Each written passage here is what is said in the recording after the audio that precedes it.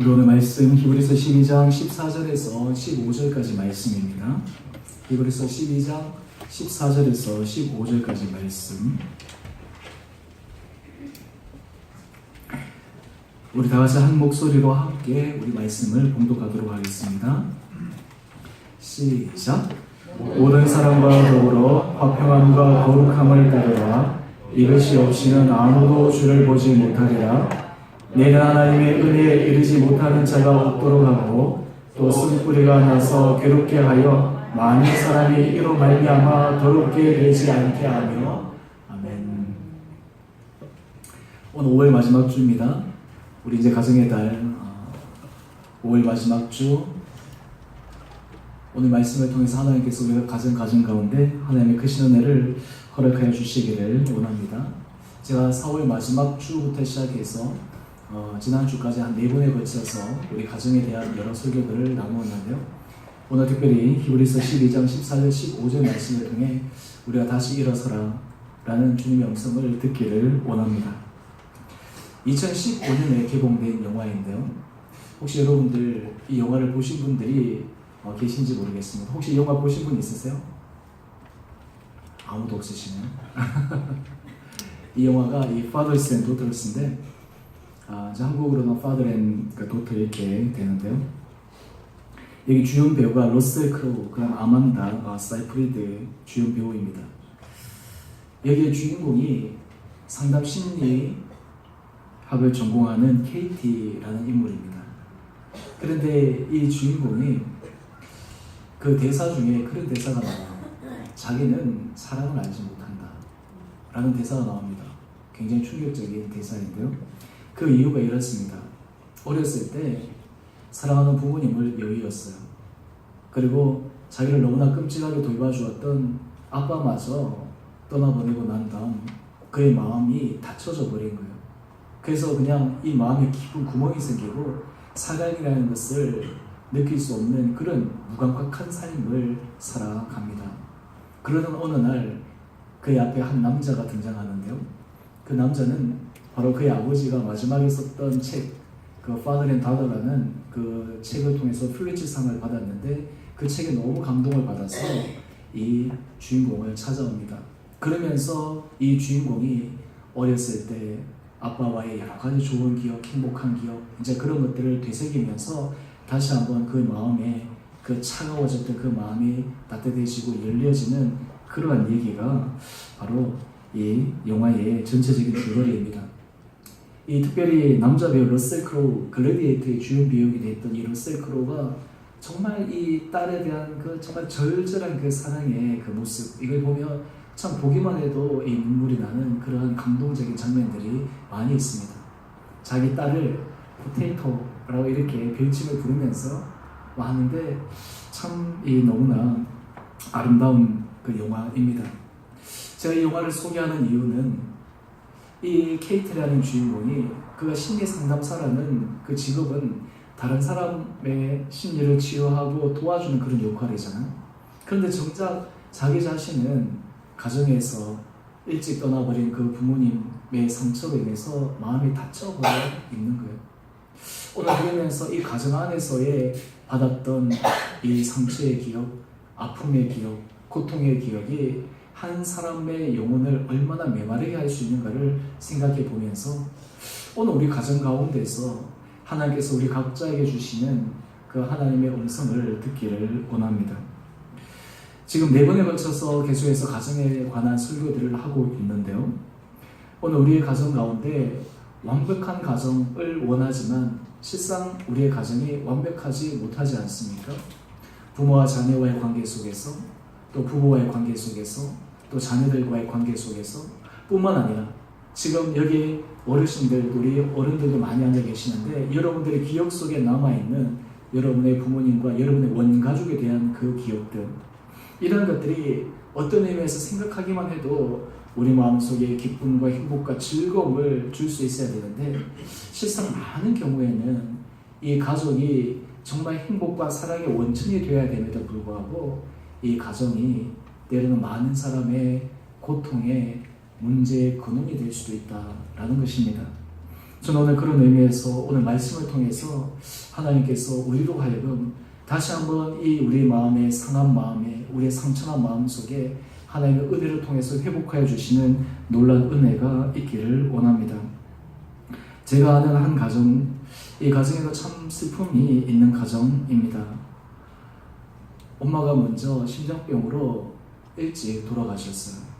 그러니까 이 두 자녀가 남겨졌죠. 근데 이제 보는데 그 자녀들이 오랫동안 이제 병상에 있어서 그런지 이 슬픔을 굉장히 절제하면서 잘 참는 모습들을 봅니다. 그 모습을 보니까 참 너무너무 마음이 안타깝죠. 이제 엄마의 부재. 그러면서 야, 이제 이 엄마가 없는 그 모습이 얼마나 안타깝습니까? 그런데 저는 오히려 그러한 그 모습들을 보면서 참 마음 아파하고 있는데 다른 한 사람의 이야기를 들으면서 저는 또 다른 충격적인 그런 생각을 가질 수 있습니다. 그 사람의 얘기는 그래도 그 아이들은 친엄마의 사랑을 경험이라도 해봤으니까 얼마나 좋냐. 자기는 지금까지 친엄마의 사랑을 한 번도 경험해보지 못해서 그것이 마음에 깊은 상처가 되었다 라고 하는 고백이에요. 오늘 우리가 가만히 생각해보면 참 이 가정 안에서 왜 이런 깊은 상처가 발생할 수밖에 없는가. 사실 우리가 모든 관계 속에서 이 가족이라는 관계는 사람들이 사랑의 기대치가 가장 높은 관계입니다. 우리가 다른 관계에서는 그 기대치가 그렇게 높지 않기 때문에 말이라든지 행동이라든지 상처는 받을 수 있지만 그것이 우리 인생을 좌지우지할 만큼의 깊은 내면의 뿌리 깊은 상처까지 들어가지는 않는데요.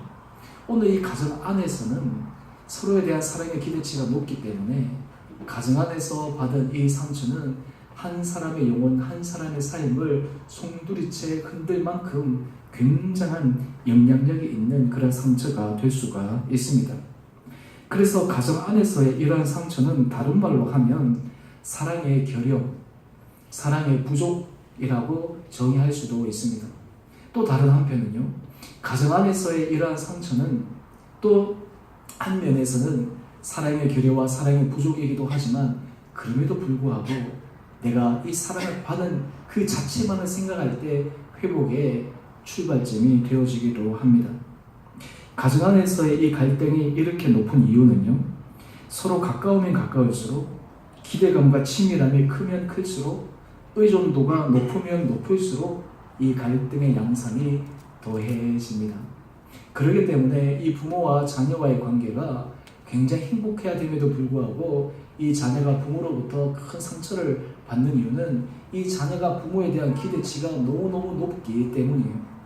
근데 우리가 이제 나이가 점점 들고 자녀를 키우다 보면 우리가 부모를 이해할 수 있잖아요. 왜 어떻게 이해할 수 있습니까?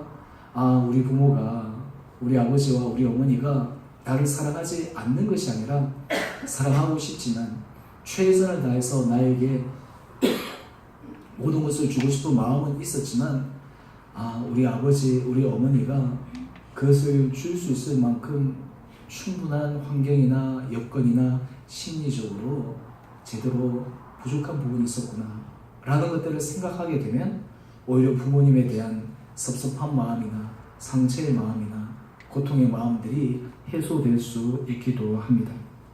근데 오늘 제가 말씀을 통해서 오늘 함께 나누고자 하는 것은요, 사람들마다 다 저마다의 조그마한 상처들 이런 것들은 안 가지고 살아가는 사람들이 아무도 없는데 그 가운데서 특별히 이 상처가 너무너무 심화되어져서 우리의 정서적 삶을 완전히 고갈시켜 버릴 정도로 이 상처가 쓴뿌리가 되어졌을 때 쓴뿌리를 가지고 있는 그러한 우리의 마음의 상태, 그리고 이것을 남들에게 표현할 수 없지만 전전긍긍하면서 살아가고 있는 오늘 우리들의 삶에 오늘 하나님께서 주시는 음성을 듣기를 원합니다.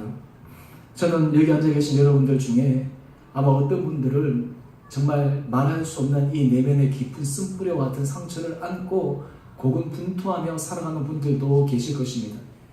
또 어떤 분들은 그런 내면의 상처, 쓴뿌리가 본인에게는 없지만 주변의 다른 가족들, 주변의 다른 사람들이 그것을 가지고 고통스러워하는 것을 간접적으로 보면서 힘들어하고 있는 분들도 있을 것입니다. 저는 오늘 이러한 쓴뿌리에 대해서 우리가 함께 살펴보면서 어떻게 우리가 여기에서부터 벗어날 수 있을까? 어떻게 여기에서 우리가 정말 신앙의 은혜 가운데서 새로운 단계로 앞으로 나갈 수 있을까? 오늘 말씀을 통해서 우리가 함께 살펴보기를 원합니다. 오늘 먼저 중요한 전제의 출발점이 있습니다. 이 쓴뿌리는 많은 사람들이 생각하기에 세상에 살다가 상처 없는 사람이 어딨냐, 뭐 다 그런 거지, 그냥 품고 살아야지, 이렇게 생각할 수도 있는데요. 오늘 이 쓴뿌리는 굉장한 부정적인 영향을 가지고 있기 때문에 어떻게든지 우리가 이 쓴뿌리를 뽑아내고 이 쓴뿌리를 우리 마음밭에서 제거해야 될 필요성이 있습니다. 또한 우리가 여러 번 많이 수십 년 동안 어떤 사람들은 이 문제를 해결하기 위해서 노력하다가 내가 해봤는데 도저히 안 된다, 불가능하다 라고 포기하고 싶은 순간, 그럼에도 불구하고 우리 쓴뿌리가 우리의 정서적인 부분들을 굉장히 고갈시키기 때문에 우리는 이 부분에 대해서 다시 한번 경각심을 불러일으켜서 우리 마음에 이 쓴뿌리들을 뽑아낼 필요가 있습니다. 하나님께서 우리에게 은혜를 주실 때 우리가 말씀이 우리 심령 가운데서 열매가 맺어가는데, 이 열매를 맺어가는 데 있어서 큰 걸림돌 가운데 하나가 바로 이 쓴뿌리입니다. 이것은 다른 말로 하면요, 정서적인 구멍입니다. 마치 밑빠진 독에 물을 붓는 것처럼 우리 정서 안에 이 쓴뿌리는요, 구멍과 같아가지고 아무리 우리 심령 가운데 채워져도 그 구멍난 곳으로 모든 것이 다 빠져나 버리고 마는 거예요. 다른 사람들을 보기에는 야, 외적으로 이것도 갖추어지고 저것도 갖추어졌고 부러워할 만한 그런 여러 많은 요소들이 있는데, 정작 자기 안에 이 구멍과 같은 쓴뿌리의 문제가 해결되지 않으면요, 다른 사람이 보기에는 많은 것을 가졌다 생각하지만 정작 본인은 너무너무 괴로운 거예요. 너무너무 우울한 거예요. 오늘 쓴뿌리의 영향에 대해서 히브리서 12장 15절은 두 가지로 우리에게 말씀하고 있습니다. 쓴뿌리가 나서 괴롭게 하여 많은 사람이 이로 말미암아 더럽게 되지 않게 하며, 우리가 이 쓴뿌리의 문제를 관과하지 않고 직면해야 되는 중요한 이유는요, 이 쓴뿌리가 먼저 자기 자신을 너무너무 고통스럽게 만든다라는 것입니다. 아까 저 파더의 다터, 이 아버지와 딸이라는 이 영화에 보면 많은 관객들이 이해하지 못하는 장면이 나옵니다. 그 장면이 어떤 것이냐 하면요, 이 주인공 케이티가 이 사랑하지 못한다 라고 하는 이런 고백과 함께 그의 삶이 굉장히 문란해요. 굉장히 성적인 타락, 한마디로 해서 원나잇, 그런 삶을 막 살아갑니다. 그래서 이 관객들이 이해를 못해요. 아니, 어렸을 때 그래도 아버지로부터 사랑을 받았는데 어떻게 저렇게 무분별한 저런 삶을 살아갈 수 있지? 저도 보니까 그 영화를 보고 이게 리뷰들을 보니까 그런 질문을 하는 사람들이 있더라고요. 저도 심리학을 공부하면서 많은 그 연구한 그 자료들을 보면 저도 굉장히 충격적인 이야기였는데요. 사람들이 중독에 빠지는 그 사람의 여러 유형들 가운데서 특별히 한 유형은 사랑이 결여된 사람, 한마디로 얘기해서 가정 안에서 부모와의 이 사랑의 깊은 홀이 생긴 사람이 다른 중독의 증상으로 그것을 해결하려고 하는 잘못된 시도를 하는 경우도 있다라는 거예요. 예를 들어서 성중독이라든지 알코올 중독이라든지 마약 중독이라든지. 그래서 이런 사람들은 자기 자신이 그런 문란한 삶을 산다는 것은 다른 말로 자기를 자학해버리는 거예요. 자기를 가학하는 거예요.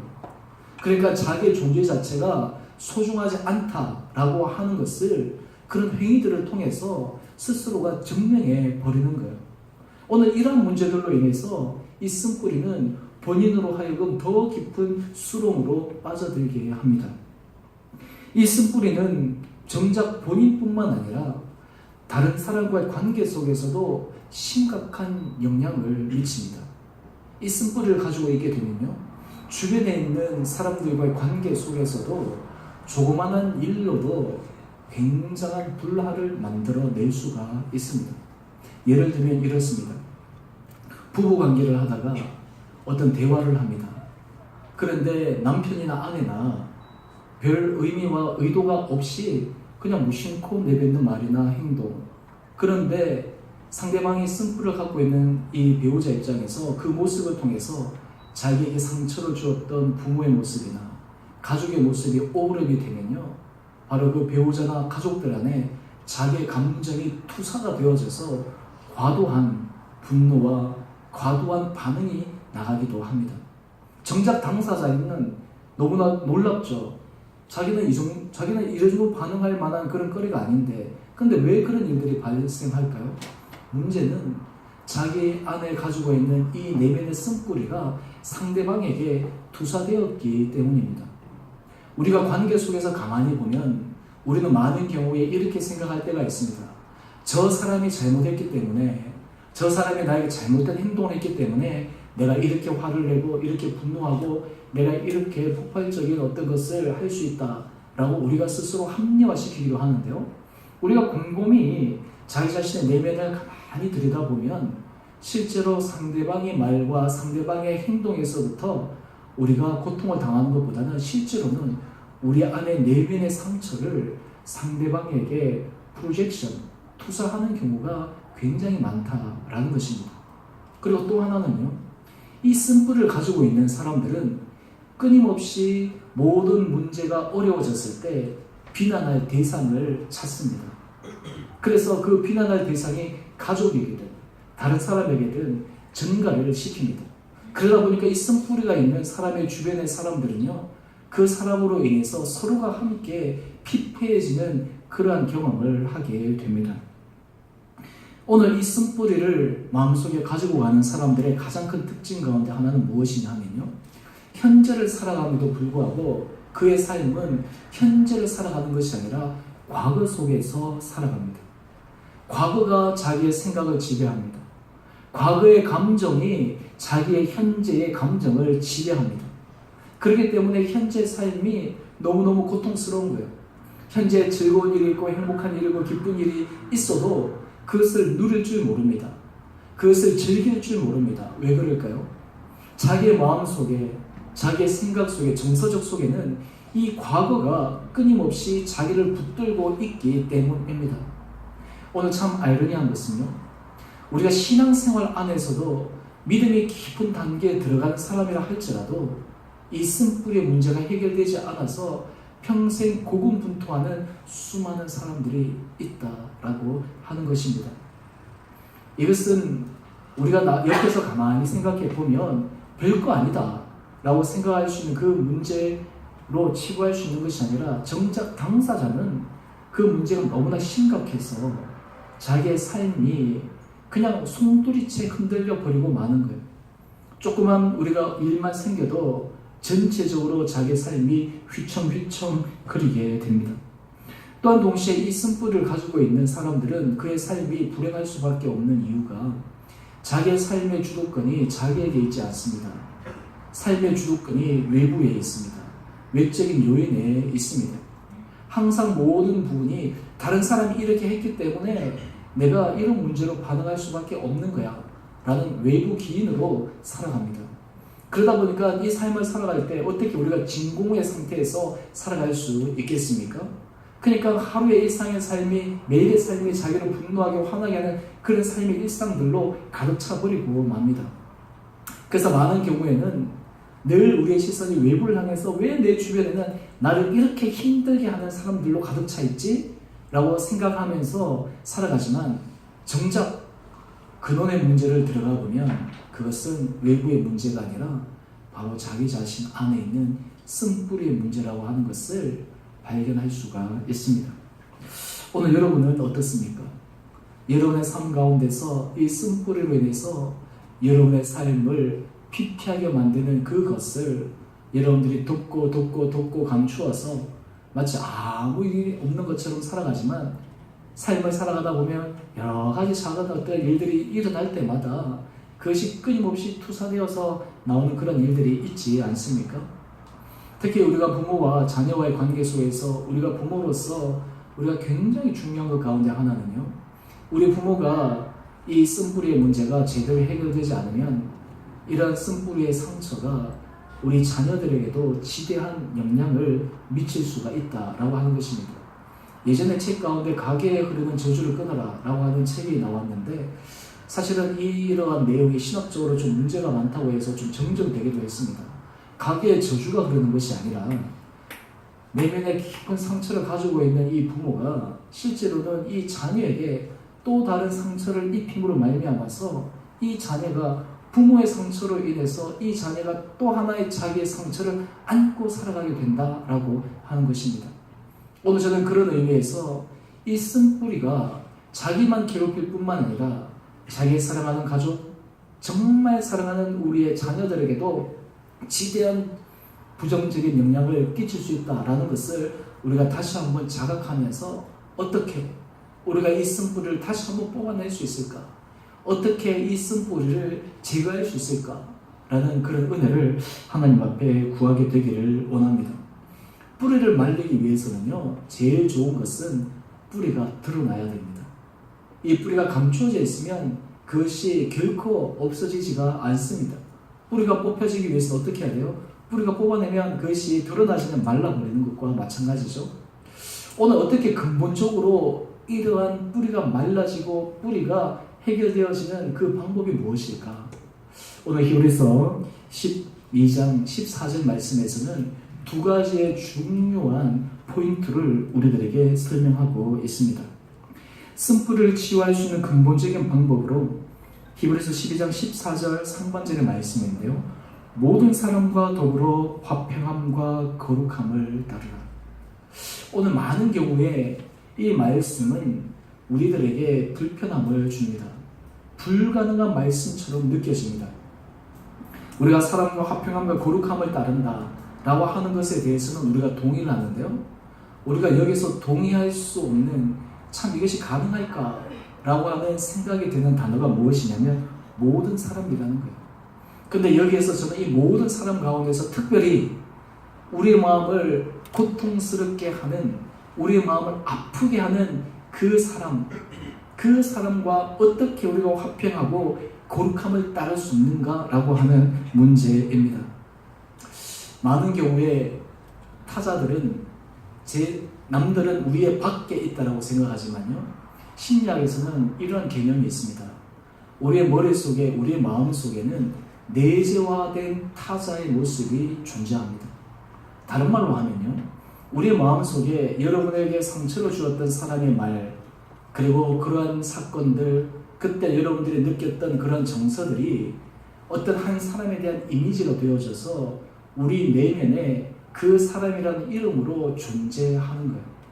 그러니까 실상 우리의 마음 가운데 우리가 생각하는 그런 상처의 원인을 제공했던 그 사람의 모습이 이미지로 우리 안에 함께 공존해 있는 거예요. 그러다 보니까 우리 내면에서 그 사람과 끊임없는 충돌과 끊임없는 싸움들이 우리 마음 가운데 일어나게 됩니다.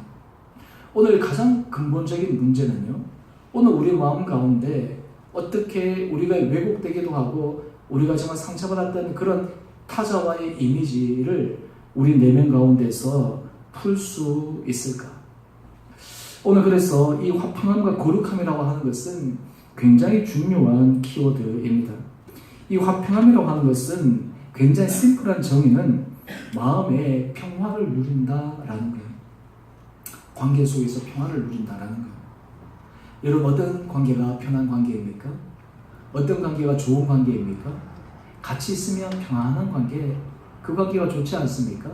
여러분, 부부 생활을 잘하면 여러분들이 내가 부부 생활 잘하고 있나 없나, 우리 가족이 참 잘하고 있나 없나를 확인하려면요, 함께 생각하고 함께 있을 때 서로의 마음이 변하면 우리 가정이 좋은 관계예요. 그런데 함께 있을 때 마음이 서로 불편해지기 시작하면 뭔가 지금 문제가 있다라고 하는 거거든요. 오늘 이 화평함이라고 하는 것은 다른 말로 하면 진정한 피스입니다. 진정한 평화입니다. 평안입니다. 오늘 그런데 어떻게 이 평안과 이 진정한 평화를 우리 마음 가운데서 경험할 수 있을까? 이 화평함만 쫓으라 그러면 굉장히 어려운데요. 오늘 여기에서 화평함과 거룩함을 쫓으라 라고 이야기를 합니다. 오늘 여기서 우리가 거룩함에 대해서 우리가 좀 깊게 생각해 보아야 되는데, 오늘 거룩함에 대해서 여러분들이 잘 아시는 정의는 우리 삶이 하나님 앞에서 구별되었다 라고 하는 그런 정의를 내릴 수도 있지만, 또 하나 거룩함에 대한 중요한 정의는요, 하나님의 말씀에 대한 순종입니다. 오늘 우리가 거룩해진다라고 하는 것은 내가 하나님 앞에서 하나님의 말씀에 순종하고 있는가라고 하는 거예요. 어느 분이 이 순종의 굉장한 힘에 대해서 이렇게 비유로 설명을 했더라고요. 이 손가락 5개를 비유를 하면서 우리가 거룩해지기 위해서는 하나님의 말씀이 필요한데, 많은 사람들이 이 말씀만이 우리의 삶을 거룩하게 한다라고 생각하지만 실상 그것의 의미를 제대로 모를 때 이 비유로 분이 얘기를 하셨습니다. 첫 번째가 뭐냐면, 이 5손가락 가운데 첫 번째는 이건 읽는 손가락이래요. 두 번째는 듣는 손가락이래요. 세 번째는 공부하는 손가락이래요. 네 번째는 암송하는 손가락, 5번째는 묵상하는 손가락이에요. 자, 오늘 이 말씀을 우리가 붙들고 살아갈 때, 거룩한 삶을 살아가고 할 때 이 엄지와 10개를 이렇게 쭉 살아가면요, 만약에 누가 이것을 낚아채면 순식간에 이게 빠져버리겠죠. 그러니까 우리가 흔히 생각할 때 읽는 것만으로도 안 되는 거예요.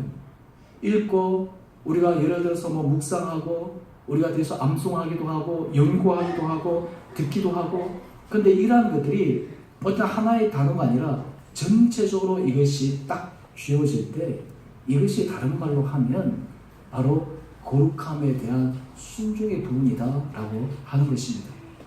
오늘 특별히 우리가 이 화평함과 이 거룩함에 대해서 중요한 것을 우리가 생각을 할 때요, 오늘 그렇다면 우리가 이 화평함을 추구하기 위해서 우리가 말씀 가운데서 하나님께서 우리에게 순종하기를 원하시는 가장 중요한 핵심의 개념이 무엇인가를 생각해야 합니다. 여러분, 십자가를 보면 이 십자가는 예수님께서 우리를 위해서 못 박혀 죽으신 것을 보여주는 바로 이 상징적인 것입니다. 그런데 이 십자가 안에서의 깊은 중심적인 주제는 바로 용서입니다. 이 십자가는 다른 말로 하면 하나님께서 우리를 용서하셨다라고 하는 거예요. 오늘 그래서 이 십자가의 사랑, 이 십자가를 믿는다라고 하는 것은 하나님의 용서를 믿는다, 하나님의 용서를 경험했다라고 하는 것과 동일한 의미입니다. 오늘 그런데 이 하나님의 용서를 경험하기 위한 중요한 또 하나 우리 마음의 자세를 마태복음 6장 14절 15절에서 이렇게 알려주고 있습니다. 우리 다 같이 한번 읽어볼까요? 시작.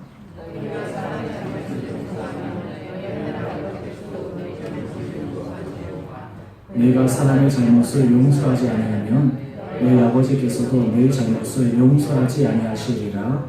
아멘. 여러분, 가해자와 피해자 가운데서 사실은 이 가해자는 심리적인 상처를 준 사람들은 그 행위에 대해서 종종 잊어버리지만, 정말 힘든 사람이 누구냐면 심리적으로 상처를 받은 피해자입니다. 오늘 그런데 문제는요, 이 피해자가 더 큰 힘든 문제는 무엇이냐면 자기에게 상처를 준 사람을 놓아보내지 못해서 자기 안에 붙들고 있기 때문에 더 큰 문제가 계속해서 발생하는 거예요. 영어로 얘기하면요, let it go 라고 하는 그런 의미인데요, 다른 말로 하면 우리 안에 주어졌던 상처와 아픔과 이 고통의 문제를 let it go, 한마디로 해서 보낸다 라고 하는 것이거든요. 어떻게 이것을 보낼 수 있을까? 여러분 한번 생각해 보십시오. 우리 안에 과거의 상처와 아픔의 기억, 이런 것들이 우리 안에서 사라진다면, 우리의 기억에서 제거된다면, 우리의 삶에서 느껴지지 않는다면, 여러분 지금 현재 삶에서 얼마나 우리가 더 행복한 삶을 누려나갈 수가 있겠습니까? 바로 그 비결은 바로 이 용서의 문제다라고 하는 것입니다. 오늘 우리가 이 용서의 문제를 깊게 생각할 때요, 우리가 하나 꼭 명심해야 될 것이 있습니다. 나는 하나님 앞에서 용서받을 만한 사람이었는가? 라고 하는 질문입니다. 나는 정말 하나님 앞에서 용서받을 만한 자격이 있는 사람이었는가? 라고 하는 질문이에요. 로마서 5장 8절의 말씀입니다. 우리가 아직 죄인 되었을 때에 그리스도께서 우리를 위하여 죽으심으로 하나님께서 우리에 대한 자기의 사랑을 확증하시느니라. 오늘 여기서 중요한 포인트가 뭐냐면요, 우리가 아직 어떻게 되었을 때요? 죄인 되었을 때, 여러분 하나님께서 우리를 사랑하실 때는 우리가 사랑받을 만한 그러한 자격과 조건이 있는데 우리를 사랑하신 것이 아니라 우리가 죄인 되었을 때에 하나님께서 우리를 사랑하셨다라고 하는 것입니다. 우리가 이 용서의 문제를 우리 삶 가운데 실천하기 위한 가장 근본적인 출발점은요, 하나님께서 우리를 용서해 주신 이 용서의 은혜를 다시 한번 우리 심령 가운데 회복하는 것입니다. 다시 한번 우리 마음 가운데 체험하는 것입니다. 하나님께서 우리에게 베풀으셨던 그 많은 용서의 그 은혜를 기억할 때 우리에게 고통을 안겨준 그 사람에 대한 우리도 기꺼이 용서의 마음으로 나아갈 수 있다라고 하는 것입니다. 근데 굉장히 충격적인 또 하나의 말씀은요, 마태복음 18장 35절의 말씀인데, 우리 마태복음 18장 35절의 말씀 우리 다 같이 한번 읽어봅시다. 시작. 너희가 악한 마음으로부터 너희를 용서하지 않으면 너희 하늘 아버지께서도 너희를 이루어가시리라. 아멘. 저는 오늘 이 말씀이 하나님께서 우리에게 위협적인 말씀으로 주시기보다는 정말 우리를 사랑하시는 말씀으로 저는 받아들여집니다. 왜 그렇습니까? 여러분, 상처받은 사람들이 살아가기 위해서 가장 중요한 것은 그 안에 그 상처를 놓아버리는 거예요. 용서해버리는 거예요. 제가 미국에서 공부할 때 제가 생각했던 중요한 주제 가운데 하나가 이 forgiveness, 용서라고 하는 그 주제가 있었는데요. 많은 사람들이 용서를 생각할 때 일반적인 심리학자들이나 대부분의 사람들이 갖고 있는 기본적인 생각은 이러한 관점에서 출발합니다. 내가 피해자고 상대방이 가해자면 피해자가 가해자를 용서하기 위해서는 가해자가 먼저 자기의 잘못을 시인하고 자기의 잘못에 대해서 고백하고 자백하고 용서를 구해야지만 피해자의 내가 용서할 수 있다라고 하는 입장이에요. 어떤 의미에서 이것은 굉장히 맞는 말 같은데요. 실상 우리가 삶을 살아가다 보면 우리 주변에 우리에게 잘못한 사람들, 우리 주변에 우리를 힘들게 한 사람들이 우리에게 용서의 말을 낼 때도 있지만 많은 경우에는 그렇지 않은 경우가 너무너무 많다라고 하는 거예요. 이런 전제에서 우리가 살아간다면 우리는 끊임없이 받은 상처를 우리 스스로가 안고 살아가야 된다라고 하는 그러한 전제입니까?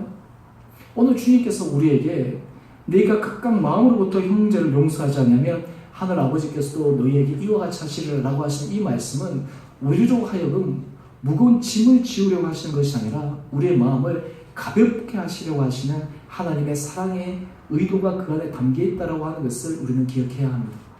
먼저 우리가 믿고 할 수 있는 그런 마음의 자세를 우리는 가져야 합니다. 오늘 그럴 때 어떻게 우리가 이것을 할 수 있을까요? 많은 사람들은 나의 부모가 나에게 부족한 사랑을 주었지만 때로는 내 주변에 있는 사람들이 나를 아프게 했지만